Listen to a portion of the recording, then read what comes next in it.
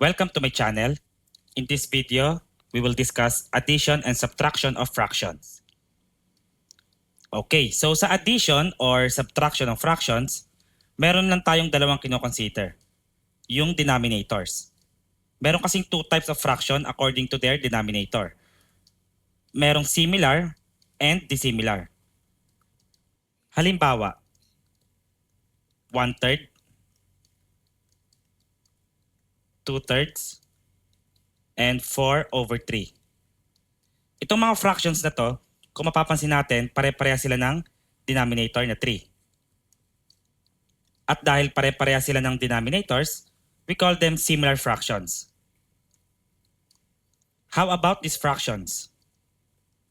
1/2, 3/4,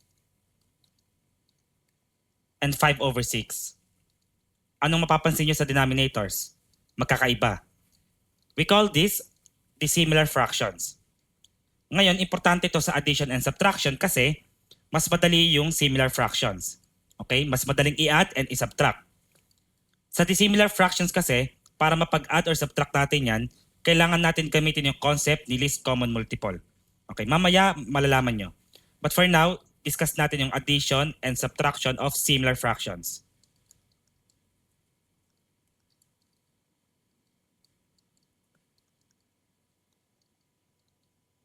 Example, 1/5 plus 2/5. So ito ay similar fractions kasi pareha sila ng denominator na 5. Ang rule kapag mag-add or subtract tayo ng similar fractions, kokopyahin lang natin yung denominator.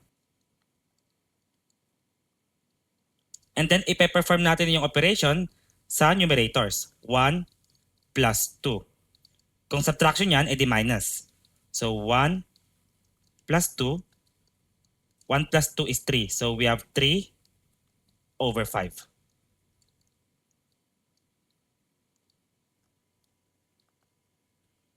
How about this one?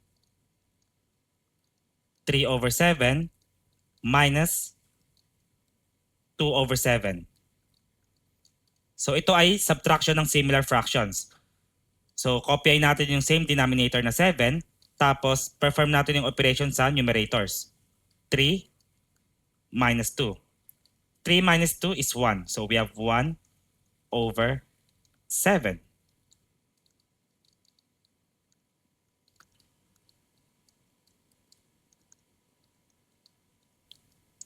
Let's say we have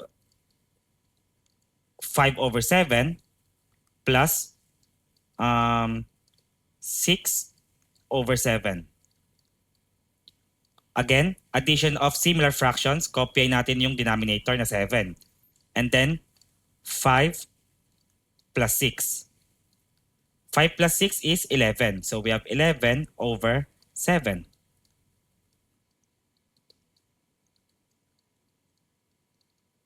How about 6/13 plus 4/13? Kokopyahin natin ulit yung denominators kasi parehas naman silang 13. And then 6 plus 4. 6 plus 4 is 10. So 10/13. Hindi ba madali lang?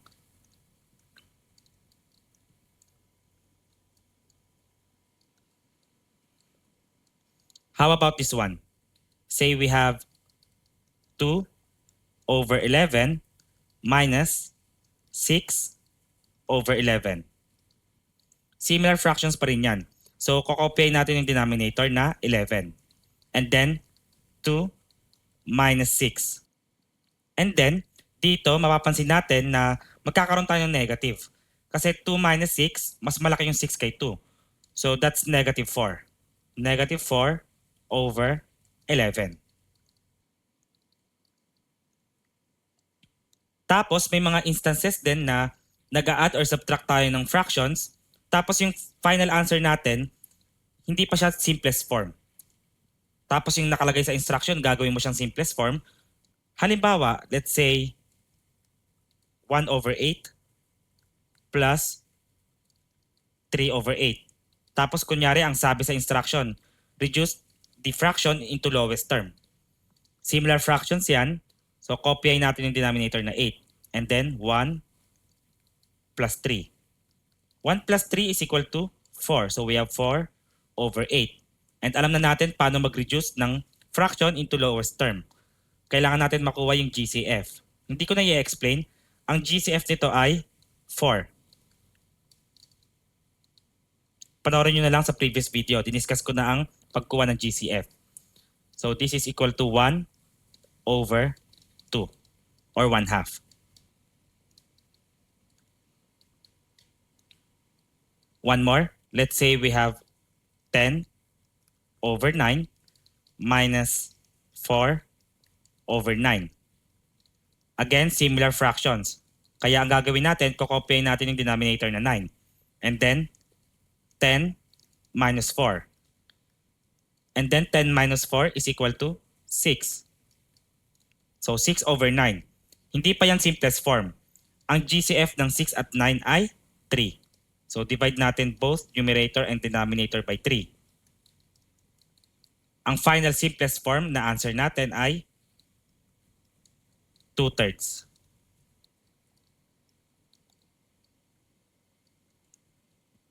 Next, magpunta naman tayo sa addition and subtraction ng dissimilar fractions.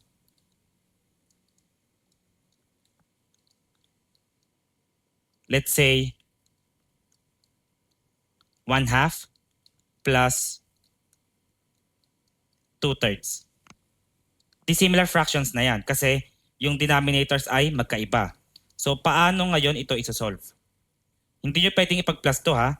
Hindi pwede yan kasi denominator yan. Ang gagawin dito, kasi pwede mo siyang isipin as dalawang tao na hindi nagkakaintindihan. Hindi nagkakaintindihan yung denominators nila.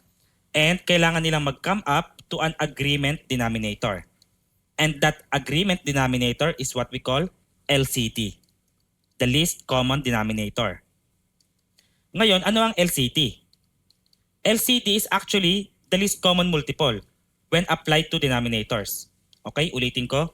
Yung LCD, LCM din yun. Na-discuss natin ang LCM before. Yung LCD, LCM lang siya.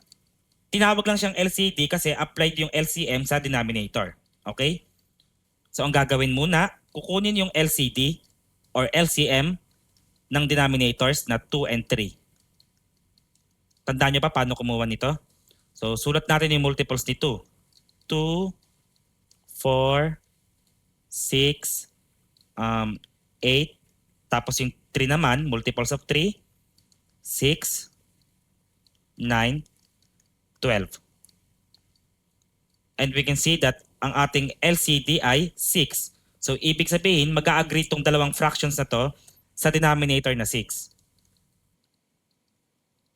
Sulat natin, 6. Ngayon, ano ang next step? Okay, ganito. I-divide nyo to. 6 divided by 2. Okay? Magsisimula kayo sa may fraction sa may left. 6 divided by 2 is 3. Sulat nyo dito 3. And then times sa numerator ng fraction na yon, which is 1. So 3 times 1. And then plus 6 divided by 3, that is 2. So sulat natin dito 2. And then times the corresponding numerator 2. Simplify ngayon natin. 3 times 1, uunahin nyo yung multiplication ha. Itong addition sa dulo na yan, according to PEMDAS. So 3 times 1 is 3. And then plus 2 times 2 is 4. Over 6. And 3 plus 4 is equal to 7. So 7 over 6. Ayan yung ating sum.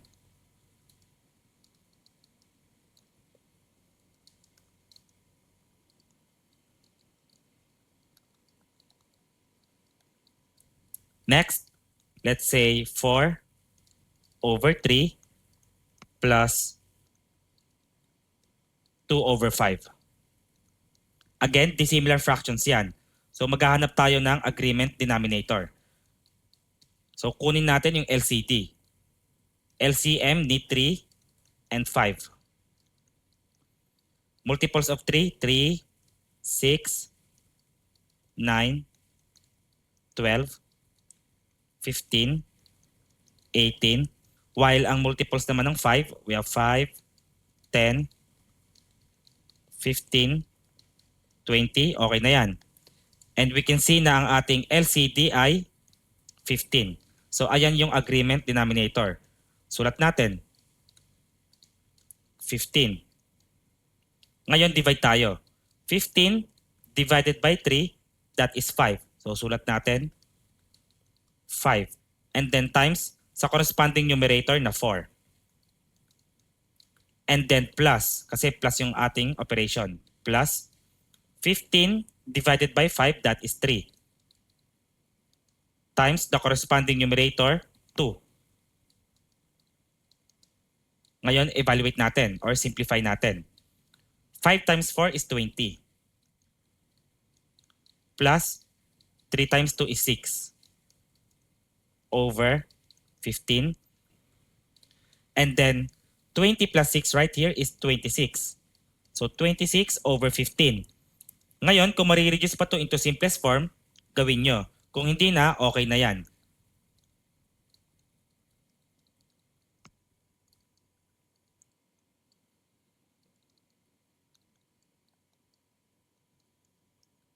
Next, say we have 5 over 12 minus 1 over 6. Subtraction naman ngayon. Pero still, dissimilar fractions, kukuha pa rin tayo ng LCD. Okay? Kailangan natin ng agreement denominator. So let's find the LCD of 12 and 6. Ang multiples ng 12 ay 12, 24, 36, 48. Tapos yung 6 naman, meron tayong 6, 12, 18. And ang ating least common multiple or least common denominator ay 12. So siya ang ating agreement denominator. Next, 12 divided by 12, that is 1. So 1. And then times the corresponding numerator of 5. And then minus. 12 divided by 6 is 2. Times the corresponding numerator 1. Let's proceed. 1 times 5 is 5. Minus 2 times 1 is 2. Over 12. And 5 minus 2 is equal to 3. So 3 over 12. And kapag required dito na i-reduce into simplest form, hindi pa to tapos. Kasi ang GCF ng 3 at 12 ay 3. So we can divide both numerator and denominator by 3. Kaya ang simplest form nito ay 1/4.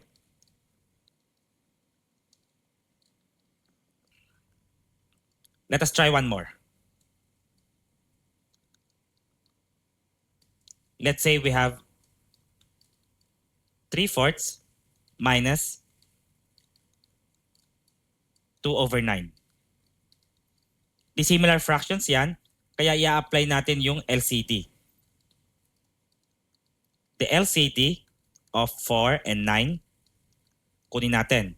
Ang multiples of 4 ay 4, 8, 12, 16, 18, no, 20,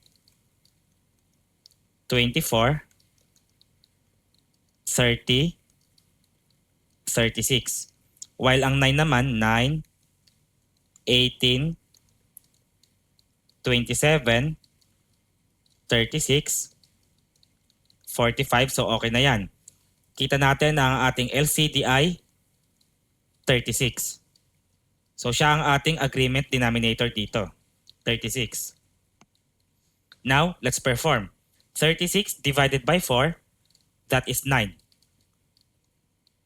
Times the corresponding numerator, 3.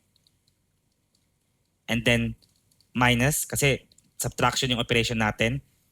36 divided by 9 is 4. Times natin sa corresponding numerator na 2. Okay? Simplify natin. 9 times 3 is 27. Minus 4 times 2 is 8. over 36. 27 minus 8 is equal to 19. So 19 over 36. Ito yung ating sagot. That's already in simplest form. Hindi na yan marireduce pa.